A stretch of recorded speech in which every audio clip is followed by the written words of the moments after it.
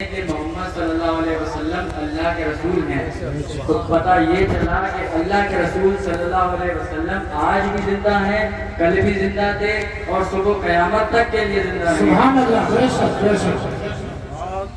اسی لیے اعلیٰ حضرت عظیم البرکت فرماتے ہیں تو زندہ ہے واللہ، تو زندہ ہے واللہ، سبحان اللہ سبحان اللہ شکریہ ہے والے۔ سبحان اللہ۔ حضرت گرامی اسی طرح اللہ کے ولی بھی اپنی مزارات میں زندہ ہیں، اور جو اللہ تبارک و تعالیٰ کی شان میں اپنے آپ کو شہید کرتے ہیں، اللہ کی راہ میں اپنی قربانی پیش کرتے ہیں، وہ بھی زندہ ہوتے ہیں، وہ بھی مرتے نہیں ہیں۔ بے شک بے شک۔ حضرت علامہ جلال الدین سیوطی رحمۃ اللہ تعالیٰ علیہ اپنے کتاب میں ایک واقعہ بیان فرماتے ہیں۔ یہ حضرت عمر فاروق اعظم کے دور خلافت کا واقعہ ہے، اور روم سے جنگ ہو گئی مسلمانوں سے،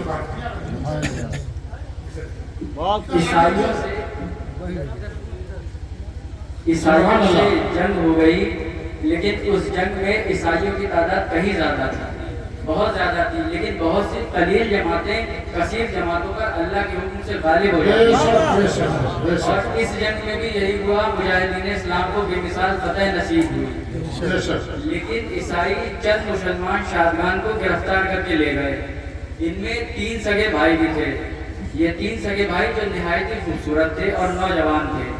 ان کو عیسائی بادشاہ کے دربار میں جب پیش کیا گیا تو وہ دیکھ کر انہیں حیران رہ گیا، شاید اس نے مسلمانوں کو اتنے قریب سے پہلی بار دیکھا تھا، وہ بھی ایسے مسلمان کے جن کے چہرے پر نور برس رہا تھا، صلی اللہ علیہ وسلم ہونے کا ثبوت دے رہے تھے۔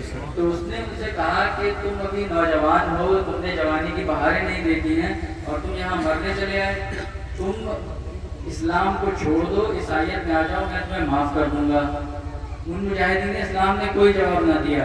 دوبارہ اس نے یہی کہا کہ تم اسلام کو چھوڑ دو، عیسائیت میں آ جاؤ، میں تمہیں معاف کر دوں گا، ورنہ میں میرے ایک اشارے پہ تمہیں مار دیا جائے گا۔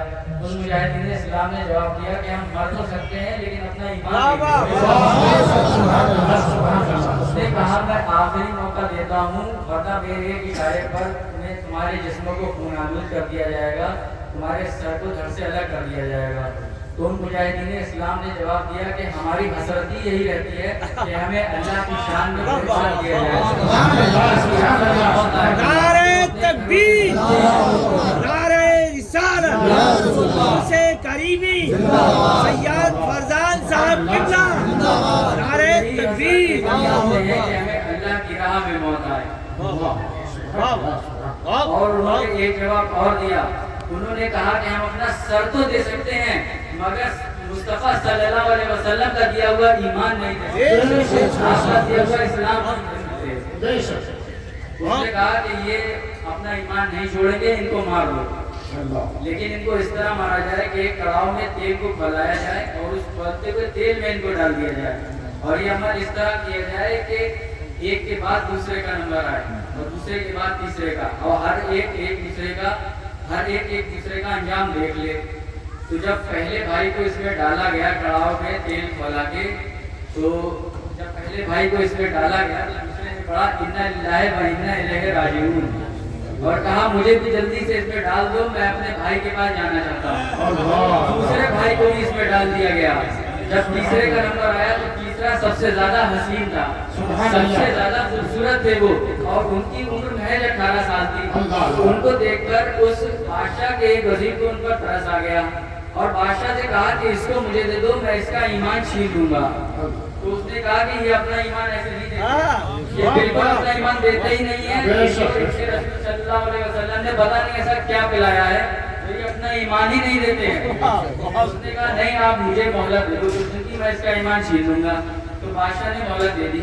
تو وہ وزیر ان مجاہد اسلام کو اپنے ساتھ ایک کوٹری میں لے گیا اور لے جا کر کے ان کو وہاں بند کر دیا۔ پھر اس نے اپنی بیٹی کو بلایا اور بیٹی سے کہا بیٹی تو روم میں سب سے زیادہ حسین ہے، تجھے اس عربی نوجوان کا ایمان چھیننا ہے، اور اگر تم نے یہ کر دیا تو ہمیں انعامات سے مالا مال کر دیا جائے گا۔ تو بیٹی نے کہا اس کی اٹھی میری طرف ایک نظر، اس کا ایمان اس سے چھین لے گی۔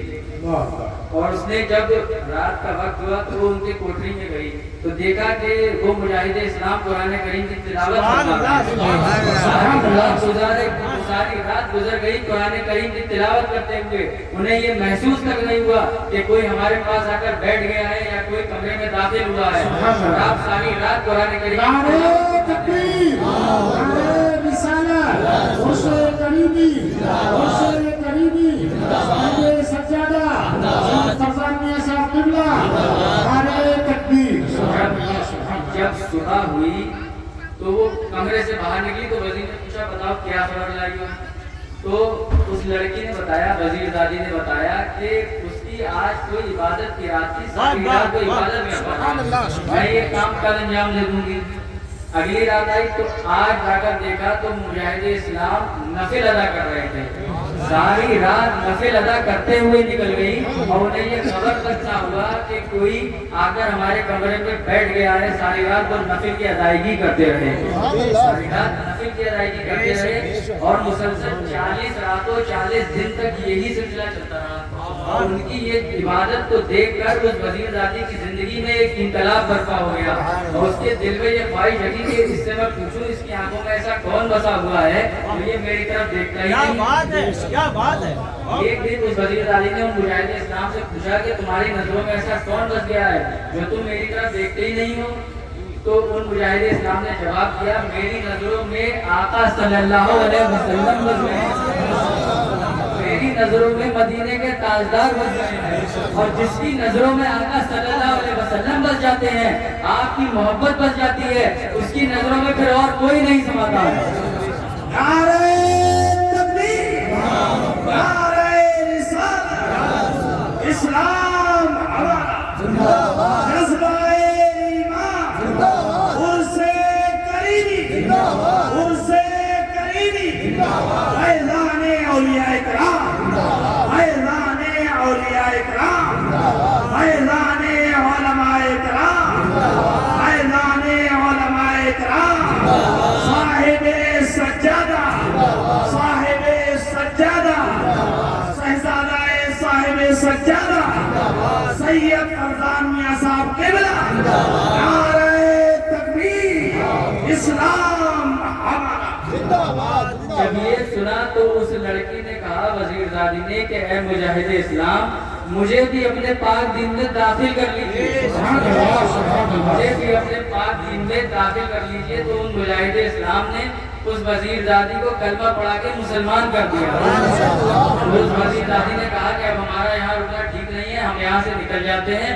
اور وہ 2 گھوڑے استبل سے لے کر کے آئی اور وہ دونوں ساری رات وہ 2 گھوڑے دوڑاتے رہے. جب فجر کی اذان کا ٹائم ہوا، نماز کا وقت ہوا تو رکے اور نماز ادا کرنے کے لیے جیسے ہی اترے تو دیکھا کہ دور سے ایک لشکر چلا آ رہا ہے، غرد اڑ رہی ہے. تو وزیر اعلی نے کہا لگتا ہے خبر ہو گئی ہے، ہم گرفتار کر لیے جائیں گے.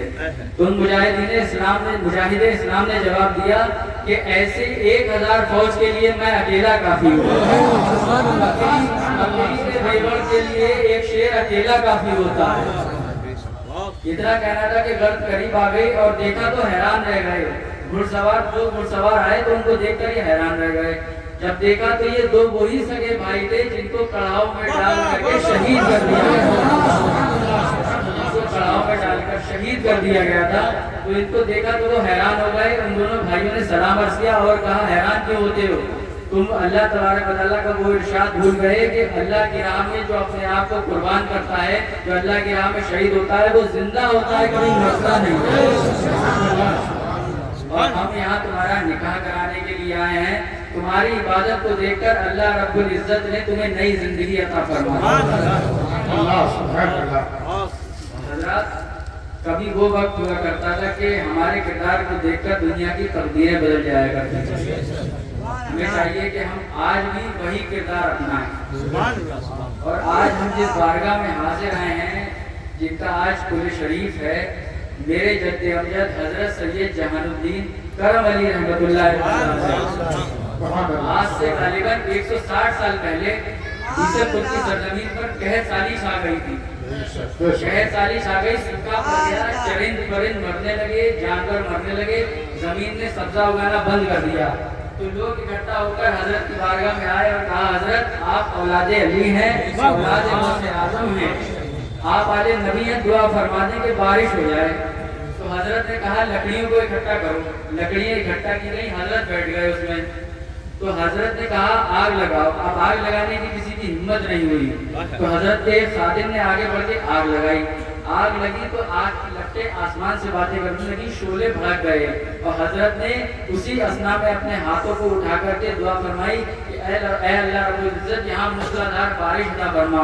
और इतना कहना था, आपके हाथ अभी नीचे भी नहीं आए थे कि आन की आन में ऐसी मूसलाधार बारिश हुई है कि फिसल पूरी नहीं, तुर्को जवार का सारा इलाका सैलाब हो गया। सुभान अल्लाह, नारे तकबीर, नारे रिसालत, उर्से करीमी, उर्से करीमी, सैयद फरजान मियां साहब किबला, नारे तकबीर, सुभान अल्लाह। ये शान करम अली शाह है।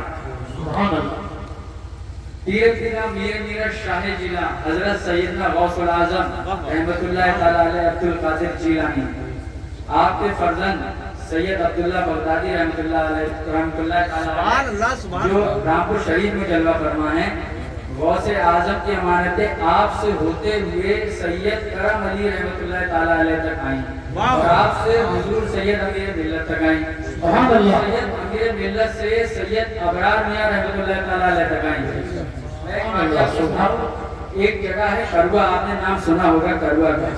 हजरत अपनी घोड़ी से चला करते थे, हुजूर सैयद अबरार मियां रहमतुल्लाह ताला अलैह। तो हजरत उस घोड़ी से करवा पहुंचे। मुरीदों ने इस्तकबाल किया, हजरत उतरे और जाकर के मुरीदों से बातचीत में गुफ्तगू में मशगूल हो गए, मसरूफ हो गए। हजरत की घोड़ी को मुरीदों ने पेड़ से बांध दिया। जब पेड़ से बांध दिया तो वो घोड़ी किसी तरह पेड़ से अपनी रस्सी खोल के खेत में घुस गई। खेत आलू का खेत था, तो उस खेत में घुस गई। उसने कुछ पत्ते खा लिए, चंद पत्ते उसने खा लिए और खेत वाला आया, उसने उस घोड़ी को पकड़ करके और काजी हाउस में जमा कर दिया। काजी हाउस ये जगह पहले होती थी जिसमें कोई खुला जानवर अगर घूमता में जाया करता था तो उसको जमा कर दिया। तो उस जानवर को उस घोड़ी को जमा कर दिया। जब हजरत फारिग हुए और हजरत बाहर आए तो हजरत के मुरीदों ने खबर दी, आपकी घोड़ी खेत में घुस गई थी, तो काजी हाउस में जमा कर दिया खेत वाले ने। तो मुरीदीन गए और कुछ जुर्माना अदा करके घोड़ी को ले आए। जब घोड़ी हजरत के पास लाई गई तो हजरत ने उसके सर पर हाथ ठहराते हुए कहा कि तुमने सारे आलू खा लिए, उसका एक भी आलू नहीं खाया। और ये कहकर हजरत खानका शरीफ की तरफ तशरीफ ले आए। जब उस खेत वाले ने अपना खेत खोदा तो देखा उसमें एक भी आलू नहीं। और ये देखकर सब पूरा गांव हैरान कि एक भी आलू नहीं निकला, ऐसा क्या हुआ? तो लोगों ने गौर फरमाया कि हजरत ने फरमाया था अपनी घोड़ी से कि तुमने इसके सारे आलू खा लिए। तो जिसका खेत था उसने आकर के हजरत के कदमों में गिरा और हजरत से माफी मांगी। और वो दिन और आज का दिन है, हमारे खानदान से कोई भी करवा पहुंचता है तो वो लोग अकीदत और मोहब्बत से मिलने के लिए आज भी आते हैं। इसी तरह हजरत सैयद अबरार मियां रहमतुल्लाह अलैह से होती हुई ये अमानतें सैयद सरदार मियां तक पहुंची और हुजूर सैयद सरदार मियां से मेरे जद्दे आला, मेरे दादा हुजूर सैयद अमीर मिल्लत रहमतुल्लाह ताला अलैह तक पहुंची। सुभान अल्लाह, सुभान अल्लाह, सुभान अल्लाह, सुभान। नारे तकबीर, नारे तकबीर, नारे रिसालत का कोई बोले नारे रिसालत, नारे रिसालत। तो सैदपुर के एक साहब अपना वाकया बताते हैं, कहते हैं मेरे हाथ में शदीद दर्द था, इतना दर्द था कि मेरा हाथ उठ नहीं रहा था, दर्द इतना था। तो मैंने सब डॉक्टर को दिखा लिया, वो जयपुर रहते थे राजस्थान में।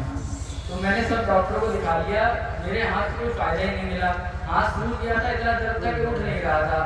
जब दर्द को आराम नहीं मिला, मुश्किल को आराम नहीं मिला, तो अपने पीर का दर याद आया। सुभान अल्लाह। जब यहाँ खानका शरीफ में आए तो देखा हुजूर हामिद मिल्लत खानका में जलवा फरमाते हैं। आकर के थी और बैठ गए, कुछ फरमाया नहीं। उस वक्त लाइट नहीं थी और लाइट ना होने की वजह से पंखा भी बंद था। तो हजरत ने पंखा उठाया और पंखे की डंडी उसी हाथ में पकड़ाई जो हाथ दर्द से उड़ नहीं रहा था, सूजा हुआ था। हजरत ने फरमाया है फरमाया तो नाफरमानी कर नहीं सकते। बोले मैंने उसी हाथ से पंखा जलना शुरू कर दिया। उन्होंने बताया, बोले मैंने उसी हाथ से पंखा जलना शुरू कर दिया और मैं पंखा झलता ही गया, झलता ही गया, झलता ही गया और जितना झला उतना मेरा दर्द गायब हो गया। आज भी वो दर्द नहीं हुआ। हुजूर हामिद मिन्नत की शान है। सुभान ऐसे अल्लाह। बहुत से करामातें, बहुत सी वाक़यात हैं, लेकिन बताने का वक्त नहीं है, कुल शरीफ का भी वक्त हो गया है। लिहाजा आप लोग अल्लाह और उसके रसूल सल्लल्लाहु अलैहि वसल्लम की बताई हुई राह पर, उनके रास्ते पर चलें। और मैं इन्हीं जुमलों पर अपनी बात को ख़त्म करता हूँ। बोलने में मुझसे कोई लर्जिश हो गई हो तो अल्लाह तबारक व तआला अपने हबीब सल्लल्लाहु अलैहि वसल्लम के सदक़े में मुझे माफ़ फरमा दे। अस्तग़फिरुल्लाह रब्बी मिन कुल्लि ज़ंबिन व अतूबु इलैहि व मा अलैना इल्ला अल बलाग। अस्सलामु अलैकुम व रहमतुल्लाहि व बरकातुहू। सुभान अल्लाह, सुभान अल्लाह, सुभान अल्लाह। बहुत प्यारे और खूबसूरत अंदाज में